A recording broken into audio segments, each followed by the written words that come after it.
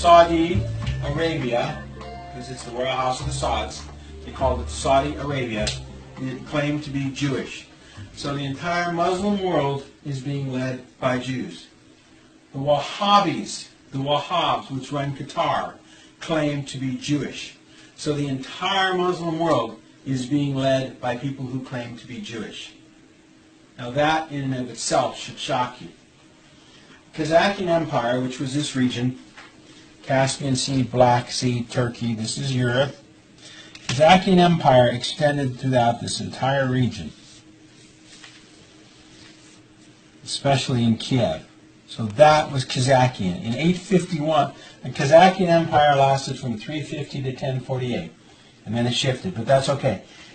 The Masalik clan in 851, now we'll go down here, wandered into Riyadh, and they took Riyadh, they were thrown out, they took refuge in the farms, and not reading the Quran and not reading the Old Testament, they read the books produced here in Jerusalem about how, well, I'll give you an example. Rabbi Obadiah Yosef said, Gentiles were born only to serve.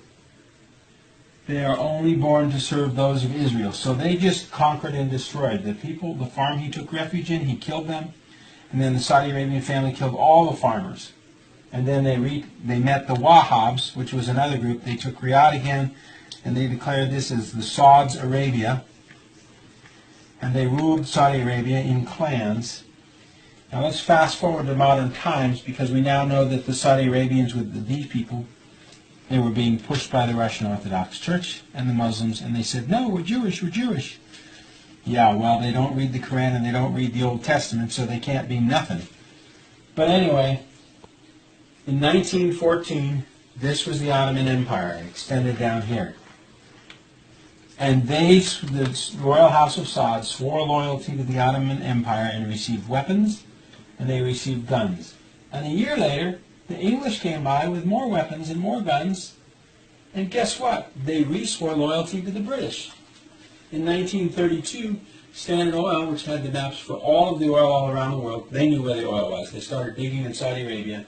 In 1939, the first oil well opened, and the Rockefellers and the Rothschilds started supporting the Saudi Arabians. In 1944, Aramco. We get the oil into the United States Corporation. We sell the oil to Mobil, and then we buy weapons for Saudi Arabia. So they have to